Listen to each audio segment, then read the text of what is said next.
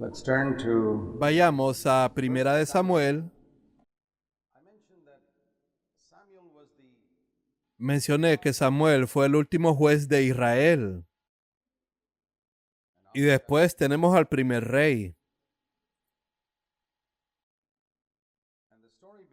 Y la historia comienza con su madre, que era estéril.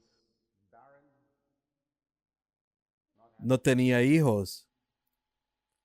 Y es interesante ver cómo en las Escrituras había muchas mujeres así en el Antiguo Testamento. Sara, Rebeca, Raquel y ahora Ana, quienes después de un periodo de esterilidad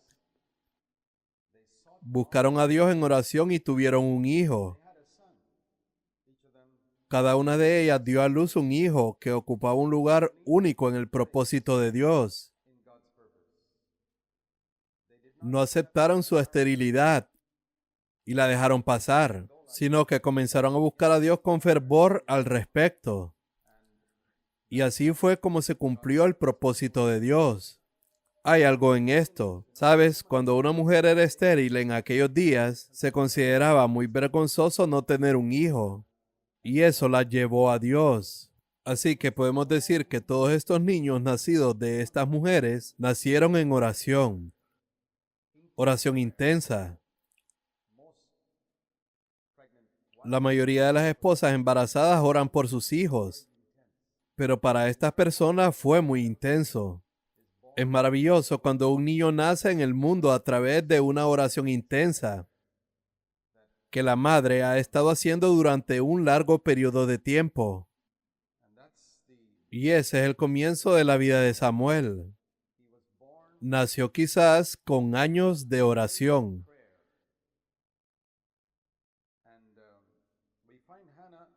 Y encontramos a Ana yendo a orar al Señor por este niño. Y finalmente ella dice en Primera de Samuel, capítulo 1, verso 11, e hizo voto y dijo: Oh Señor de los ejércitos, si tú te dignas mirar la aflicción de tu sierva, te acuerdas de mí y no te olvidas de tu sierva, sino que das un hijo a tu sierva, yo lo dedicaré al Señor todos los días de su vida. Aquí podemos ver que su enfoque ya había cambiado. Al principio solo pensaba en su propia necesidad. Necesito un hijo. Luego empezó a decir: si tengo un hijo, se lo daré al Señor, ya que el Señor también tiene una necesidad. ¿Sabes? Cuando el enfoque de nuestra oración cambia de nuestra necesidad a la necesidad de Dios, ahí es cuando podemos obtener una respuesta a nuestra oración. Al igual que estábamos considerando en un estudio anterior, que el Señor nos enseñó a orar: santificado sea tu nombre. Había una gran necesidad en aquel tiempo en Israel. Y si Ana era una persona que estaba alerta a su entorno, ya sabes cómo era en la época de los jueces. Era un caos. El pueblo de Dios había retrocedido tanto. Había una gran necesidad de alguien que pudiera ser levantado como profeta. Y Ana comenzó a pensar en eso y dijo: Señor, no solo te consagraré a mi hijo, sino que jamás pasará una navaja por su cabeza. Será un nazareo dedicado a ti. Si tú puedes usarlo para restaurar esta nación de nuevo a ti, él es tuyo. Toda su oración cambió de su propia necesidad a la de Dios. Muy a menudo nuestras oraciones no son respondidas porque se centran mucho en nosotros mismos. Y es maravilloso que Samuel naciera en una atmósfera así. Y leemos que cuando ella concibió en el versículo 20, ella fue muy fiel a su promesa y trajo a su hijo al templo, a Elí el sumo sacerdote, y dijo en el versículo 27, por este niño oraba, y el Señor me ha concedido la petición que le hice, por lo cual yo también lo he dedicado al Señor. Todos los días de su vida estará dedicado al Señor. Nunca lo voy a hacer retroceder. Y ella enseñó a aquel niño de 3 o 4 años a arrodillarse. y a adorar al Señor allí mismo. Es maravilloso tener una madre piadosa como ella. Si has tenido una así, estás bendecido. Samuel lo estaba. Y ella hace esta maravillosa oración en el capítulo 2. Samuel creció hasta convertirse en un joven que cambió el rostro de Israel. Del estado caótico que vimos en el libro de Jueces al estado glorioso bajo el reinado de David. Samuel fue el eslabón entre el libro de Jueces y el reino de David. Y la oración de Ana fue lo que llevó a Samuel a nacer. Ahora bien, el líder en ese momento era un hombre llamado Elí, el sumo sacerdote. Y dice en el verso 12, los hijos de Elí eran hombres indignos, hombres impíos que no tenían temor de Dios. Es muy triste cuando un sumo sacerdote tiene hijos que son impíos y que no tienen temor de Dios. Y lo peor es cuando ellos empiezan a formar parte en el ministerio. Quiero decir, si son impíos y van a hacer otras cosas, eso está bien. Pero estas personas eran impíos y estaban allí en el templo ayudando a su padre en el ministerio, sin ningún temor de Dios. No conocían al Señor y robaban de los sacrificios y cometían adulterio con las mujeres en el templo. Y la respuesta de Elí a todo esto fue muy débil. Dice en el capítulo 2, versículo 22, Elí era muy anciano y oyó todo lo que sus hijos estaban haciendo a todo Israel. ¿Y qué les dice? No los aparta del ministerio y les dice, salgan de aquí. Si van a vivir así, no deshonren al Señor. No, en cambio les dijo en el verso 24, no, hijos míos, porque no es bueno el informe que oigo circular por el pueblo del Señor. Y él es débil y sin carácter en la forma en que corrige a sus hijos. Quiero decir, olvídate de corregir a sus hijos en lo que respecta a su familia. Aquí está involucrado el pueblo de Dios, y él no corregía a sus hijos. Pero en contraste con aquellos hombres impíos, Samuel crecía, dice en el verso 26, en estatura y en gracia para con el Señor y para con los hombres. Y leemos más adelante en el capítulo 3 cómo comienza el ministerio de Samuel. Dios estaba molesto con Elí y envió un hombre de Dios a Elí a decirle que su ministerio había terminado. En 1 Samuel capítulo 2, verso 27, porque tus hijos me están deshonrando y deshonran mi sacrificio. Y a la mitad del versículo 29 dice, Elí, tu pecado es que honras a tus hijos más que a mí. Y luego encontramos este maravilloso versículo, que es muy bueno que lo recordemos a lo largo de nuestra vida. En la mitad del verso 30, el Señor dice, porque yo honraré a los que me honran, y los que me menosprecian serán tenidos en poco. Es un versículo maravilloso para vivir. Si honras a Dios, puedes estar seguro de que Él te honrará. Elí no honró a Dios en la forma en que trató a sus hijos. Y por eso él sufrió y sus hijos también.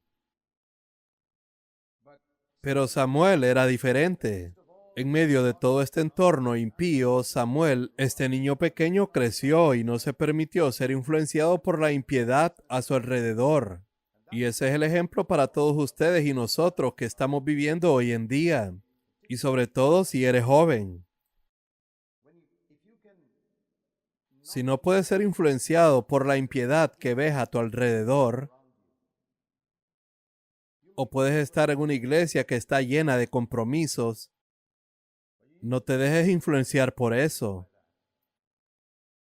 Si puedes ser como Samuel, firme en tu devoción al Señor, sin ser corrompido, Dios puede levantarte para ser su voz en esa situación. Y eso es lo que vemos en el caso de Samuel. Una noche, cuando Samuel dormía, escuchó una voz que lo llamaba, Samuel, Samuel. Y él pensó que Elí lo estaba llamando en el capítulo 3. La voz siguió llamando a Samuel. hasta que Elí se dio cuenta de que el Señor le estaba llamando y le dijo que le pidiera al Señor que le hablara. En 1 Samuel capítulo 3 verso 10 dice: entonces vino el Señor y se detuvo y lo llamó como en las otras ocasiones: Samuel, Samuel. Y Samuel respondió: habla, que tu siervo escucha. Fue en medio de la noche. He aquí una actitud que todos nosotros debemos de tener a lo largo del día y a lo largo de nuestra vida. Habla, Señor, que tu siervo escucha. Dios no le dio a Samuel una advertencia diciéndole: esta noche a medianoche voy a venir a hablarte. Él tenía que estar alerta.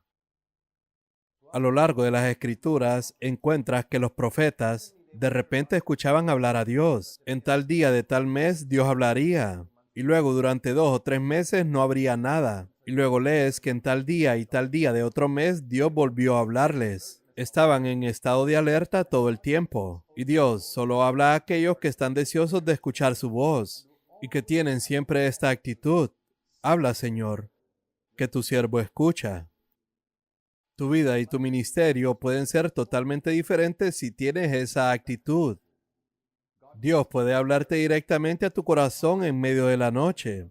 Él puede hablarte mientras lees su palabra. Puede hablarte en una reunión. Puede hablarte a través de un hermano o una hermana. Él puede hablarte mientras estás en medio de otras personas. Puede hablarte cuando estás solo. Dios habla de muchas maneras, pero siempre debemos tener esta actitud de Samuel. Habla, Señor, que tu siervo escucha.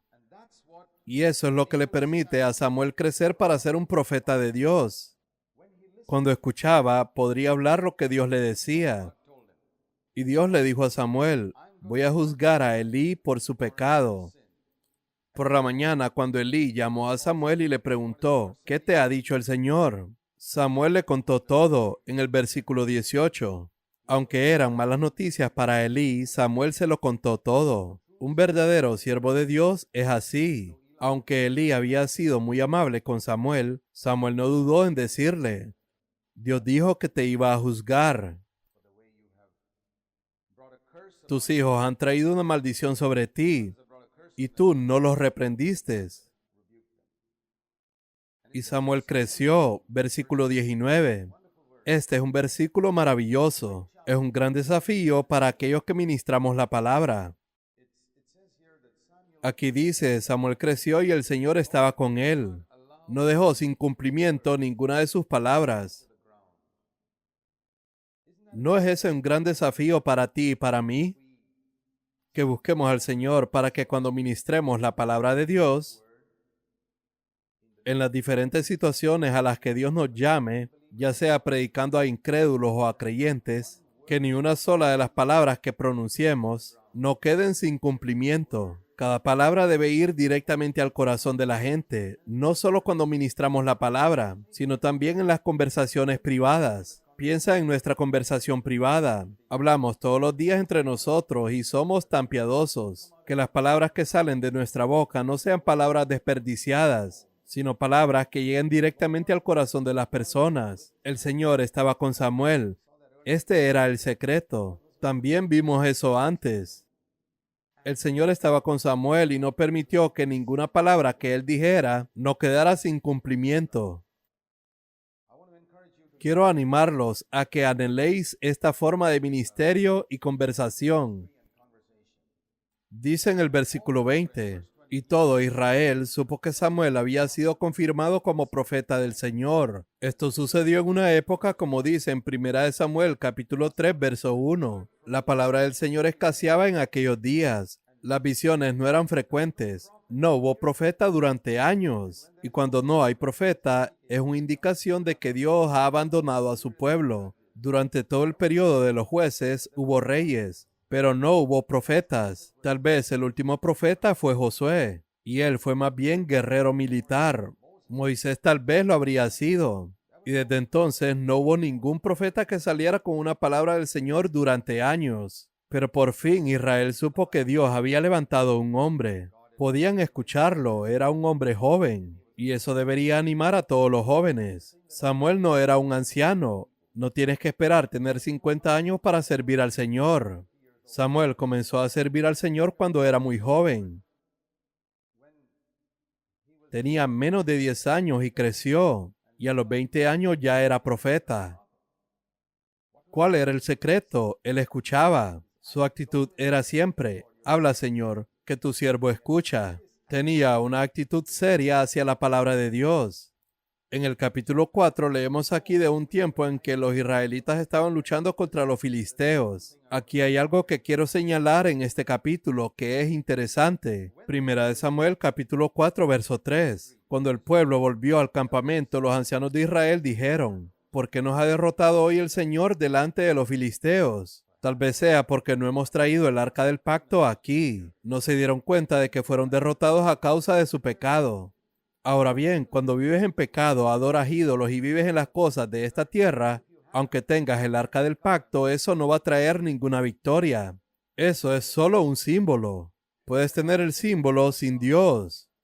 Puedes partir el pan y beber la copa sin tener comunión con el Señor. Eso es solo un símbolo. Leemos en el verso 5, y aconteció que cuando el arca del pacto del Señor entró en el campamento, todo Israel gritó con voz tan fuerte que la tierra vibró.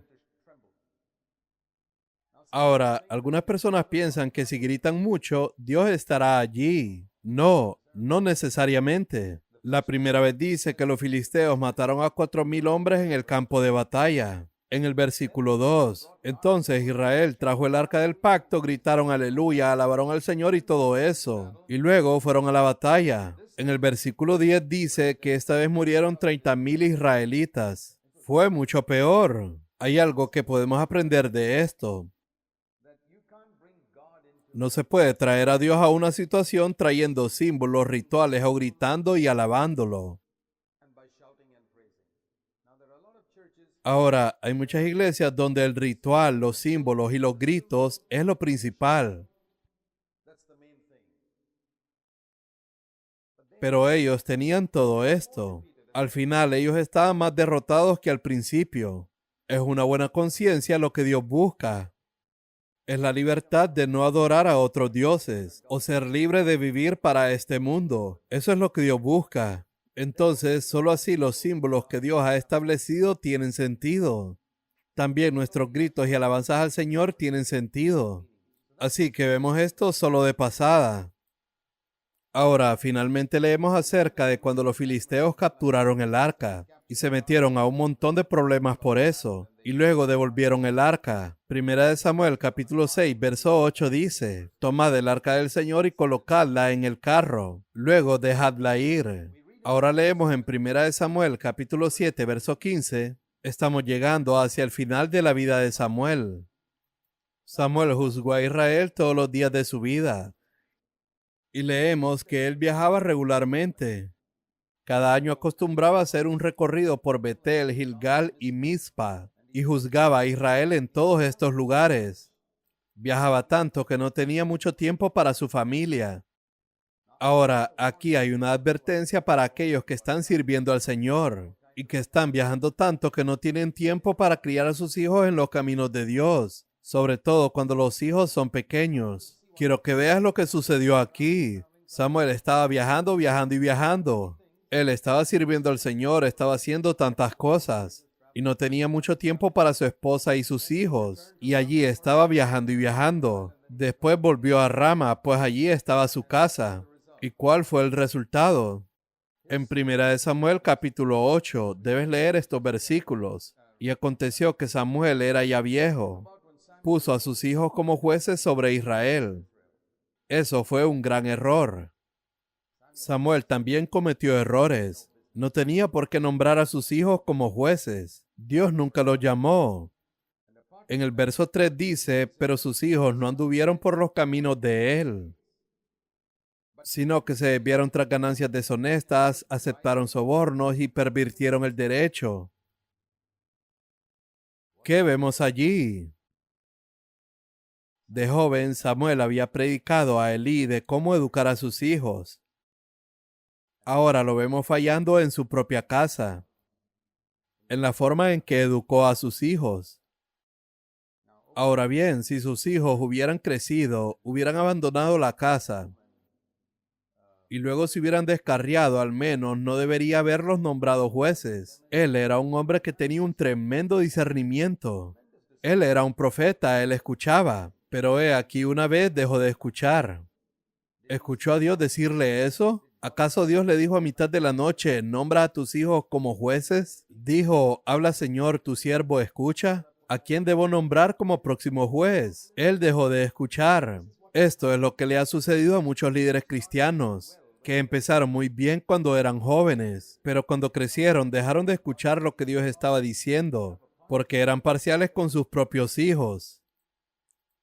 Sus hijos eran impíos y no tenían temor. Al menos si esos hijos fueran piadosos, nombrarlos habría estado bien. Pero imagina nombrar a hijos corruptos que no tienen temor de Dios, que aceptarán sobornos y pervertirán la justicia, y no tener discernimiento para ver eso, y eres un profeta del Señor, y los nombras como jueces. Quiero decir esto. Mira, hoy hay muchos siervos de Dios cuyos hijos no están siguiendo los caminos del Señor. Quiero decirte, ten mucho cuidado, no los juzgues. Ustedes no conocen las presiones bajo las cuales viven y trabajan muchos de los siervos de Dios, y hasta qué punto son blancos de los ataques de Satanás. Yo no los juzgaría. Yo no juzgaría a las personas cuyos hijos se han descarriado. La Biblia dice que no juzgues. Si quieres hacer algo por ellos, ora por ellos. Si no puedes orar por ellos, al menos no los juzgues. Lo que sí dice la Biblia en 1 Timoteo capítulo 3 es que cuando tus hijos estén en casa, si no puedes controlarlos, no puedes ser nombrado como anciano en la casa de Dios. No puedes predicar la palabra de Dios a otras personas, porque si no puedes dirigir tu propia casa, ¿cómo podrás dirigir la casa de Dios? Si no puedes controlar a 3 o 4 niños en tu propia casa y hacer que te obedezcan, ¿cómo vas a controlar a 100 personas en la casa de Dios?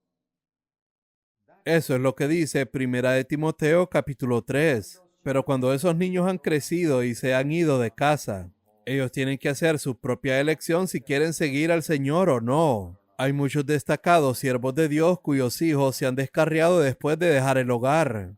Ellos los controlaban cuando estaban en su casa, pero una vez que salieron de su casa, ellos eligieron su propio camino. Y eso no descalifica a ese siervo de Dios para el ministerio. Lo descalificaría si estuvieran en casa, como dice en 1 Timoteo capítulo 3, si no sabe cómo gobernar su propia casa. El error en el caso de Samuel fue que designó a esas personas como las que seguirían como jueces en Israel. Y ahí vemos el peligro de cómo la parcialidad y el amor por tu familia pueden cegarte de lo que Dios está tratando de decirte. Podemos dejar de escuchar a Dios cuando hacemos esto con los miembros de nuestra familia. Incluso un hombre tan maravilloso como Samuel cometió ese error. Y eso es una advertencia para todos nosotros. No tenemos que juzgar a nadie más, pero ciertamente podemos juzgarnos a nosotros mismos y aprender mucho de eso. Y sin embargo, yo diría esto a favor de Samuel. Hay muchas cosas buenas acerca de este hombre. Dice en 1 Samuel capítulo 12, verso 23, al pueblo cuando se estaba descarriando, él les dice, y en cuanto a mí, lejos esté de mí. 1 Samuel capítulo 12, verso 23. Y en cuanto a mí, lejos esté de mí, que peque contra el Señor, cesando de orar por vosotros. La sensibilidad de Samuel al pecado era tan grande en su propia vida, que sentía que si Dios lo había nombrado líder del pueblo, y él no oraba por ellos, habría pecado. Eso es lo que está diciendo en este verso. Ustedes son el pueblo sobre el que Dios me ha hecho líder. Y si no oro por ustedes, yo peco. ¿Cuántos líderes cristianos creen eso? Espero que tú, si alguna vez Dios te da la responsabilidad de guiar a otros, a muchas personas les gustaría liderar a mucha gente. Creen que es estupendo ser líder de mucha gente. ¿Te das cuenta que si te conviertes en líder y no oras por esa gente, tú pecas?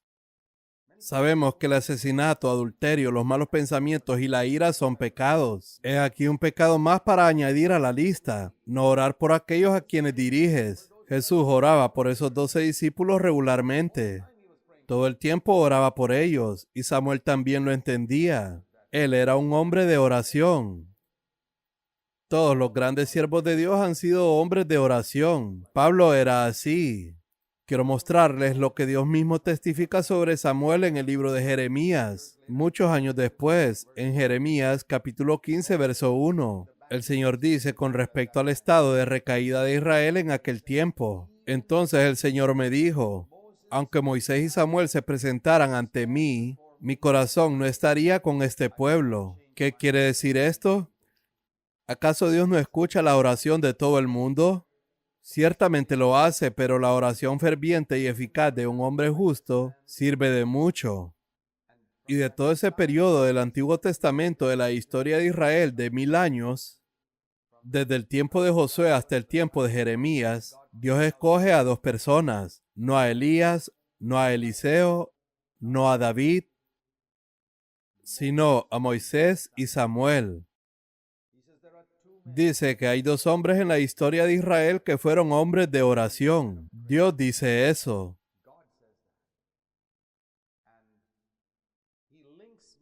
Él une a Moisés y a Samuel como hombres que tenían poder en la oración. Samuel era alguien así, un hombre sobresaliente en la oración, al igual que Moisés. Es una pena que fracasara con sus propios hijos al nombrar los jueces. Moisés no cometió ese error. Moisés tuvo dos hijos también, al igual que Samuel. Pero Moisés no nombró a sus hijos para tomar su lugar. Él nombró al que Dios le dijo que nombrara.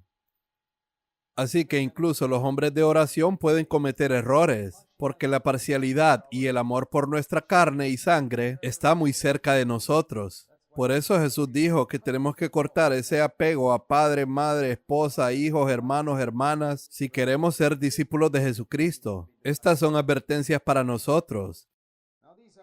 Y un hombre sabio aprenderá de los errores de los demás. Y un hombre necio cometerá los mismos errores. Y encontramos multitudes de cristianos cometiendo los mismos errores, de los que las Escrituras nos advierte una y otra vez. Ahora llegamos al ministerio de Saúl. Saúl reinó durante 40 años. Leemos que él fue el primer rey de Israel, principalmente en los capítulos 8 al 15. Y quiero que veas una serie de cosas aquí con respecto a Saúl. Saúl no iba por ahí queriendo ser rey. El pueblo de Israel quería un rey. Y un día el Señor reveló algo a Samuel diciendo, en 1 Samuel capítulo 9, verso 15 al 17, mañana como a esta hora te enviaré un hombre de la tierra de Benjamín. Lo ungirás para que sea príncipe sobre mi pueblo Israel. Versículo 17. Cuando Samuel vio a Saúl, el Señor le dijo, he aquí el hombre de quien te hablé. Y Samuel fue, le habló y lo trajo adentro. En el capítulo 10, verso 1, tomó entonces Samuel la redoma de aceite, la derramó sobre la cabeza de Saúl, lo besó y le dijo, ¿no te ha ungido el Señor por príncipe sobre su heredad? Saúl estaba absolutamente sorprendido. Él era un hombre joven ordinario. Pero para que Dios lo eligiera y dijera, este es el hombre que buscaba, indicaba que Dios había visto muy buenas cualidades en él. Vemos en 1 Samuel capítulo 10, verso 6, entonces el Espíritu del Señor vendrá sobre ti. Profetizarás con ellos y serás cambiado en otro hombre. Esta es una promesa maravillosa para todos nosotros. Señor, quiero que el Espíritu de Dios venga sobre mí de tal manera que me transforme en otro hombre. Ahora, quiero mostrarte una cosa más antes de llegar a eso.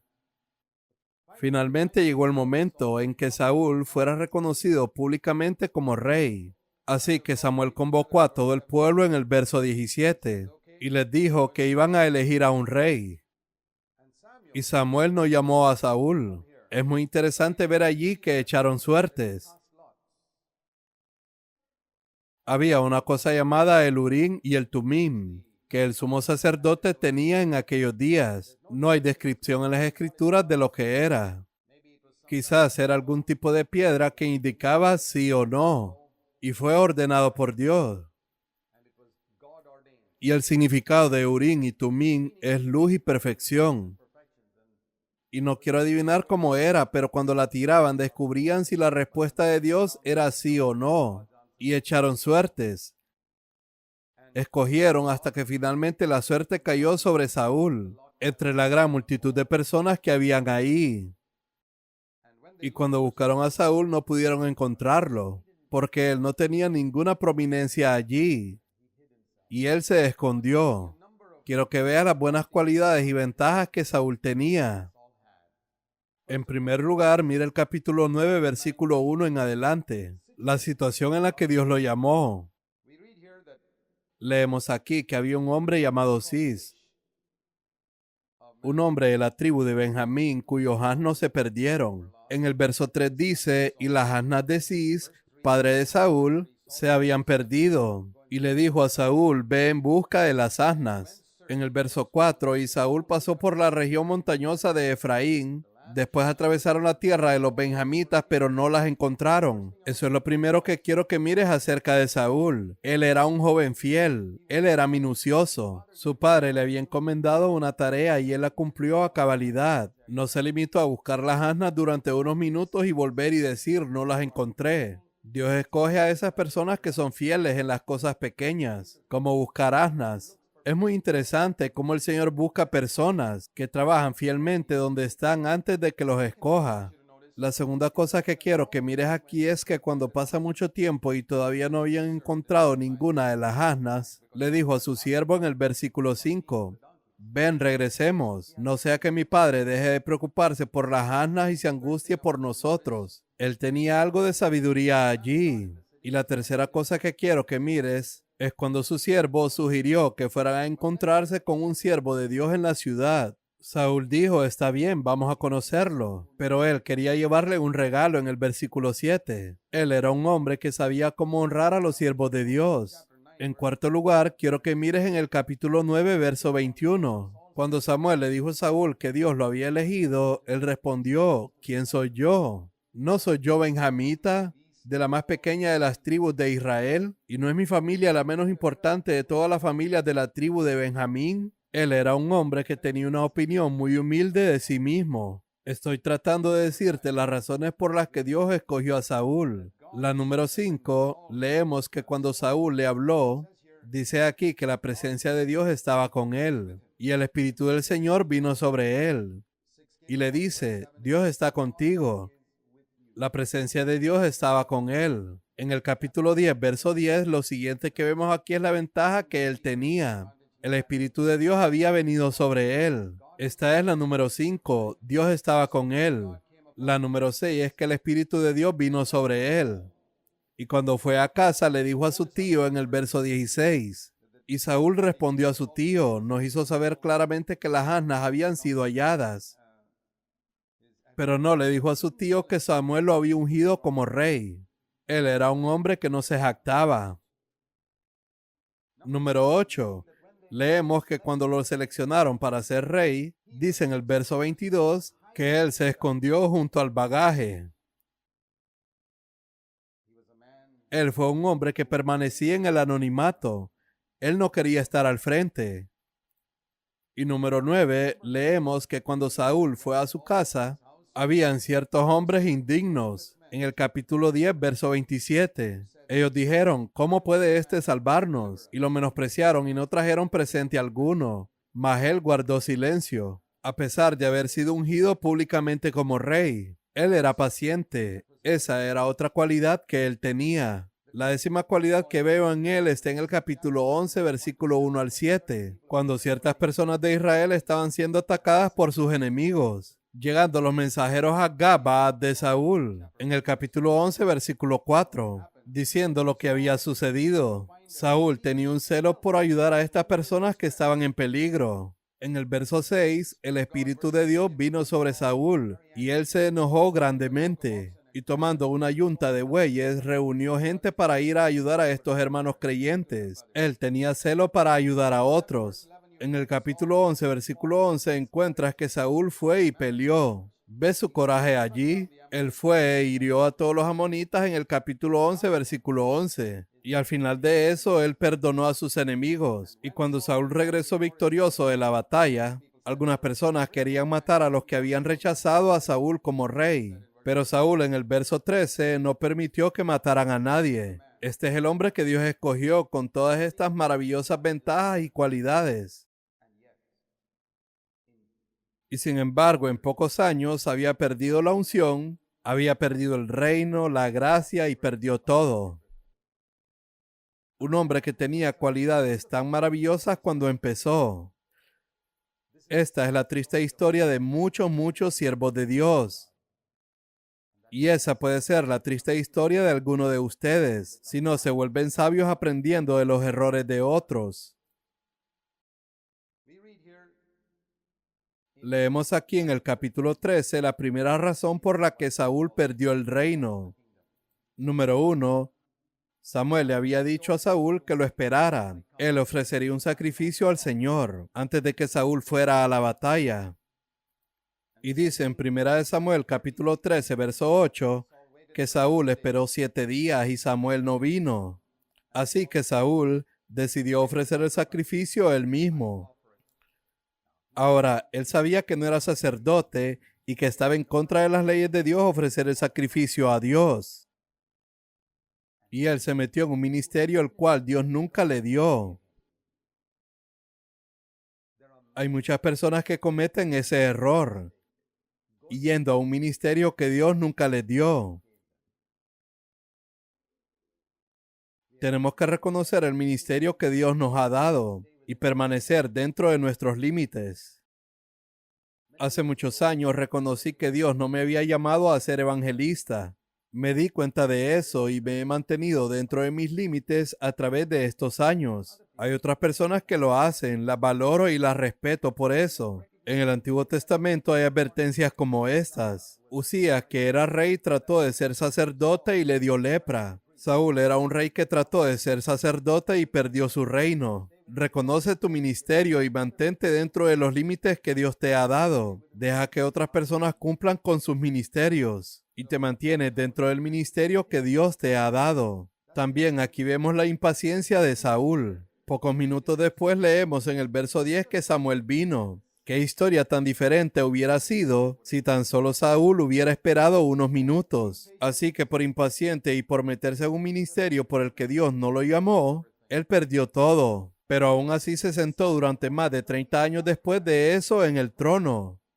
Hay mucha gente que se sienta en tronos hoy en día en el cristianismo que han perdido la unción y el ministerio que Dios les dio al inicio, pero porque tienen autoridad se sientan durante 30 años sin la unción, como gobernantes sobre sistemas y organizaciones. Eso es exactamente lo que vemos en Saúl.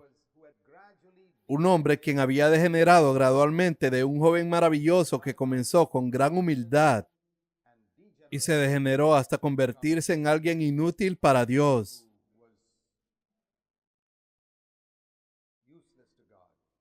En el capítulo 13, verso 14, Samuel le dice a Saúl, pero ahora tu reino no perdurará, porque tú no guardaste lo que el Señor te ordenó. El Señor ha buscado para sí un hombre conforme a su corazón. Nota el énfasis en el corazón. Lo que leemos sobre Saúl en el capítulo 10, verso 23, cuando fue ungido inicialmente como rey, cuando se puso de pie en medio de la gente, era el más alto de todos los demás. Si vieras una gran multitud de israelitas, verías una cabeza sobresaliendo por encima de todos ellos. Él debía medir 6 pies y 10 pulgadas de alto, o algo así. Su cabeza sobresalía. Lo que sobresalía de Saúl era su cabeza. Lo que destacaba de David era su corazón. Él era un hombre conforme al corazón de Dios. Hay una diferencia entre el cristianismo de la cabeza y el cristianismo del corazón. Y hay un mundo de diferencia entre los dos. Saúl representa uno y David representa otro. Primera de Samuel, capítulo 13, verso 14 dice, el Señor ha buscado para sí un hombre conforme a su corazón y lo ha encontrado. Eso es lo que Dios le dijo a Samuel. Nuestra cabeza representa nuestro cerebro, nuestra astucia, nuestra inteligencia. Nuestro corazón representa nuestra devoción y nuestra adoración a Dios. Ese es el punto. Eso es lo que Dios busca. Si no eres un adorador, no eres devoto a Jesucristo. No importa cuán inteligente seas, puedes terminar como Saúl. David terminó su carrera triunfantemente, aunque cometió errores, pero su corazón era recto. Leemos más adelante en el capítulo 14, verso 35. Muchos años después leemos que Saúl construyó un altar al Señor. Este fue el primer altar que él edificó al Señor. Saúl no era un adorador. Abraham había sido un adorador. Donde quiera que Abraham iba, construía un altar. Saúl no era un adorador. Él era un hombre inteligente, listo, guapo, alto, pero no era un adorador de Dios. Jesús dijo, adorarás al Señor tu Dios y luego le servirás. No podemos servir sin ser adoradores. Ahí es donde Saúl perdió.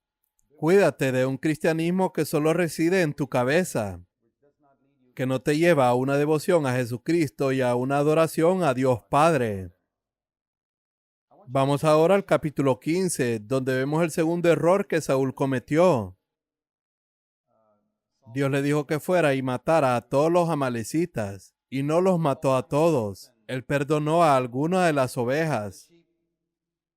Y la razón por la que los perdonó fue porque él temía a la gente. Dice en el verso 9, pero Saúl y el pueblo perdonaron a Agag y a lo mejor de las ovejas. Pero cuando Samuel lo confronta, dice el verso 15, porque el pueblo perdonó lo mejor de las ovejas y de los bueyes. En el verso 21, mas el pueblo tomó del botín ovejas y bueyes. Él fue el que junto con la gente perdonaron las ovejas, pero él le echa la culpa a la gente. Y cuando no sabes cómo echarte la culpa a ti mismo por tu pecado, entonces no eres apto para ser un líder. Saúl podría haber dicho, lo siento, cometí un error. Pero él no dijo eso. Él echó la culpa a la gente. Y es en estas pequeñas cosas que ves la desobediencia. Él mató a la mayoría, pero perdonó a las ovejas buenas. En el versículo 13, Saúl le dice a Samuel, he cumplido con el mandamiento del Señor. En el versículo 20 le dice, yo obedecí la voz del Señor. Él cree que ha obedecido, pero en las pequeñas cosas ha desobedecido. Son las pequeñas cosas que determinan si estás calificado para ser un líder o no. Finalmente admite por qué lo hizo. Cuando Samuel sigue confrontándolo, dice en el versículo 24, en la última parte,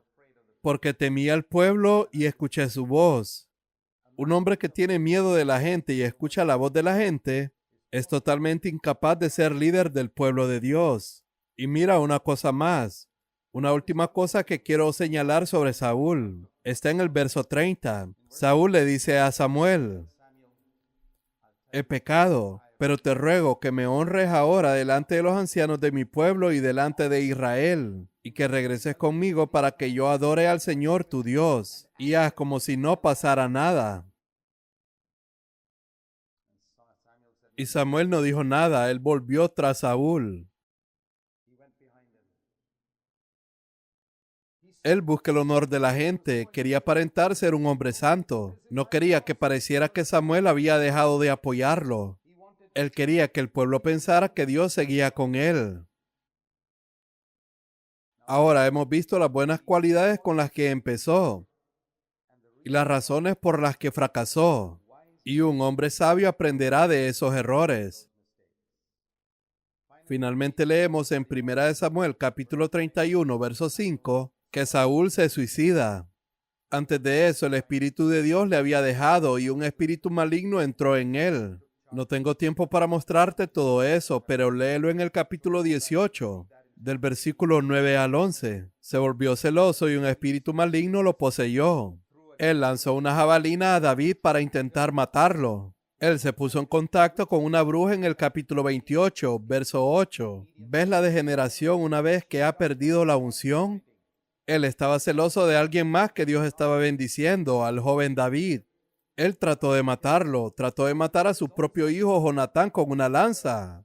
Saúl fue otra persona que quería promover a su hijo aún sabiendo que éste no tenía la unción para ese ministerio, sino que esa unción estaba sobre David. Pero él trató de promover a su hijo y degeneró a su generación.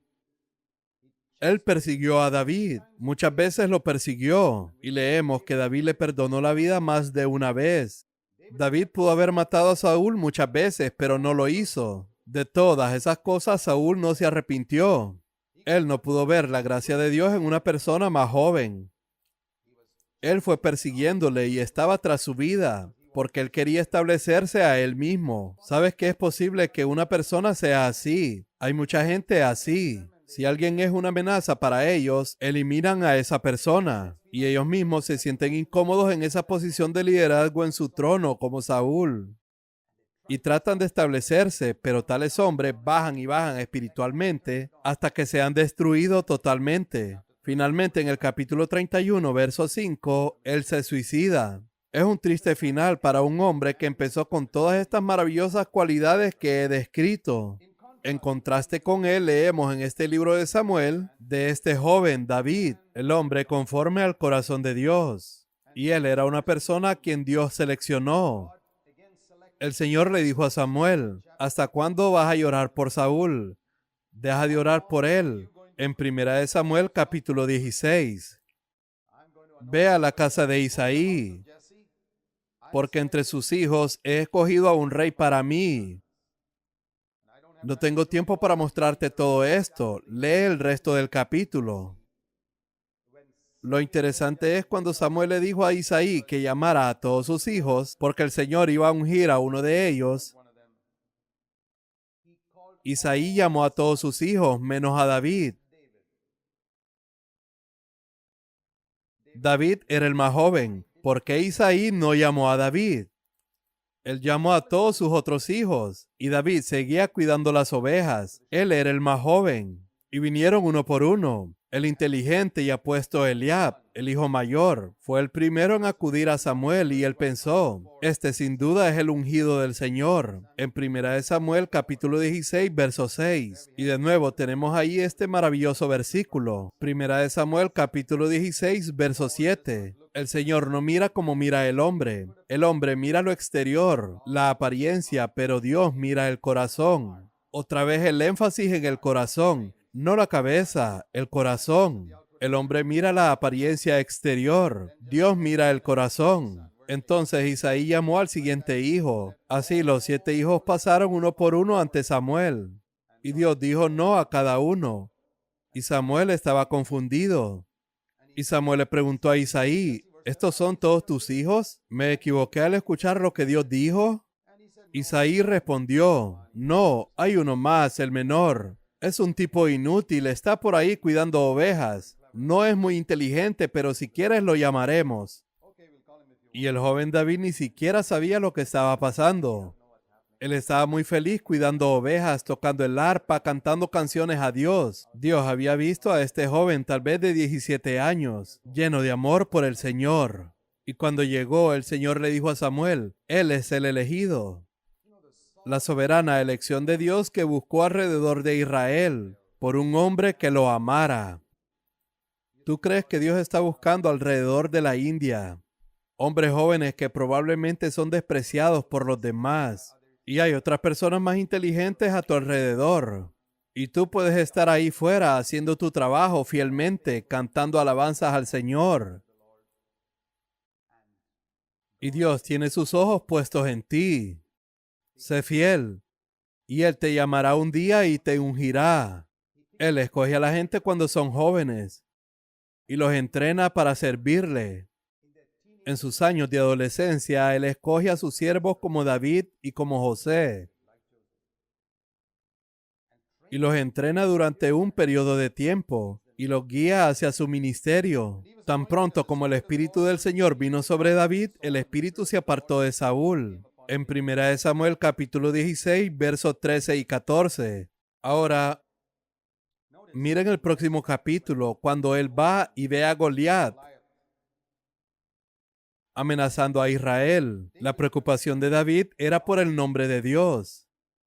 En 1 Samuel capítulo 17, verso 26, en la última parte dice: ¿quién es este filisteo incircunciso para que se burle de los ejércitos del Dios vivo?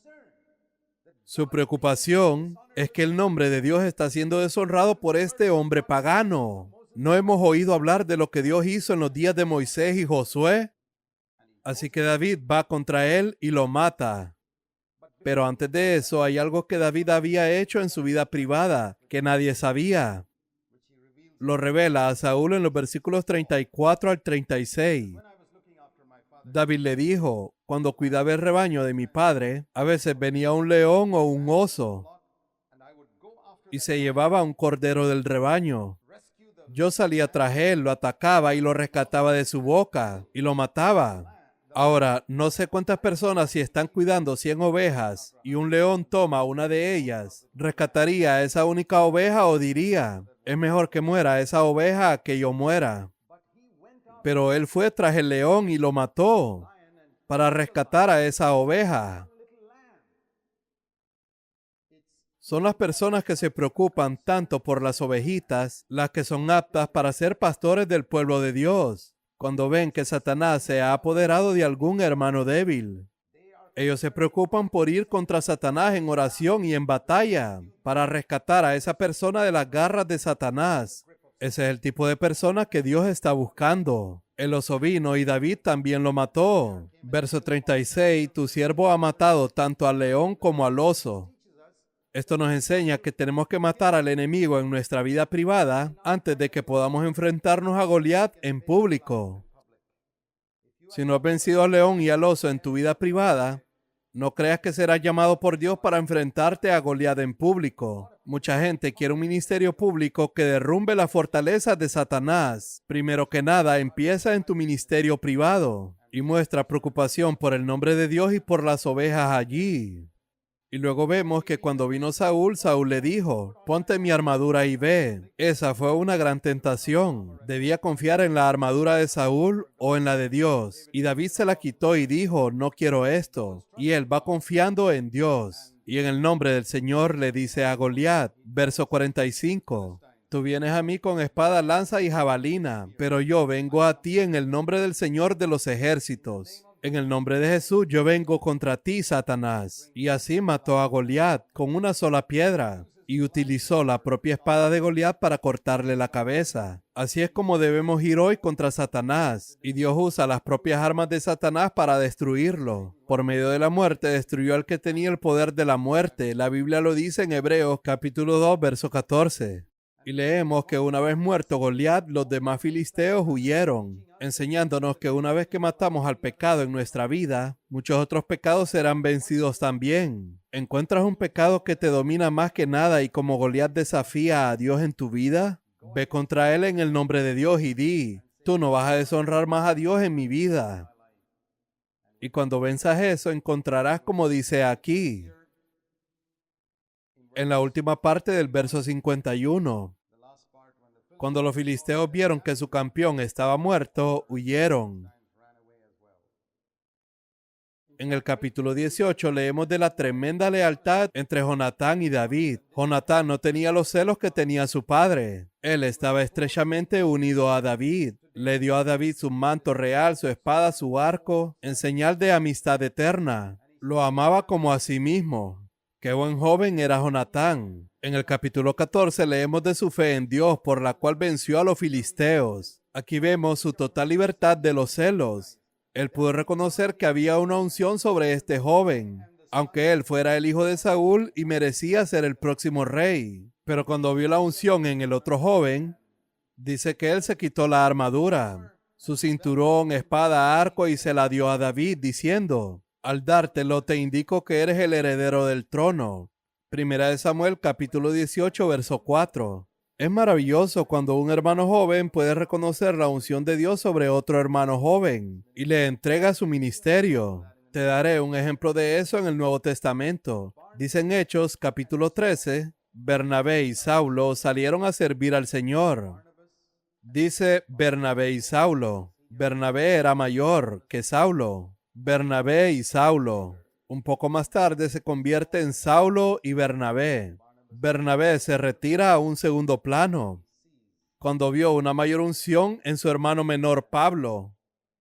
Es maravilloso si podemos tener gente así en la iglesia, como Jonatán, que reconoció la unción sobre David, tan diferente de los celos de Saúl. En el capítulo 22 leemos que unos pocos en Israel reconocieron que la unción se había apartado de Saúl y ahora estaba sobre David y se reunían en cuevas. Dios permitió que David fuera perseguido por Saúl muchas veces y él tuvo que depender del Señor para que lo guiara. Muchas veces leemos, por ejemplo, en el capítulo 23, verso 2, Señor, ¿debería hacer esto? Señor, ¿debería hacer esto? En el verso 12, otra vez le pidió a Dios que lo guiara. Siempre vivió buscando la guía de Dios. Lo leíste en el capítulo 23, y así su vida fue preservada. Saúl estaba tras él, y a través de todas esas experiencias, en las cuevas, huyendo de Saúl, Dios lo entrenó para ser un hombre de Dios. Verás, fueron todas esas experiencias difíciles las que hicieron a David un buen rey. Saúl nunca tuvo esas experiencias difíciles ante David. Salomón, que vino después de él, tampoco tuvo esas experiencias difíciles, por lo que él arruinó su reinado. David se formó a través de un periodo de 10 años por lo menos, atravesando circunstancias difíciles. Y así calificó para ser rey. Así que cuando Dios te escoge en tu adolescencia, no pienses que estás preparado para ser rey inmediatamente. Si te conviertes en rey inmediatamente serás como Saúl y Salomón, que acabaron destruyendo su ministerio. Así que Dios tendrá que llevarte primero a través de un largo periodo de pruebas y dificultades. Permitirá que otros te malinterpreten y sentirán celos de ti. Tendrás que aprender a escuchar a Dios. Tendrás que aprender a confiar en Él. Y tendrás experiencias con Dios en secreto. Y entonces llegará el día cuando Dios te establecerá en el trono como vemos en el próximo capítulo. Vamos a orar.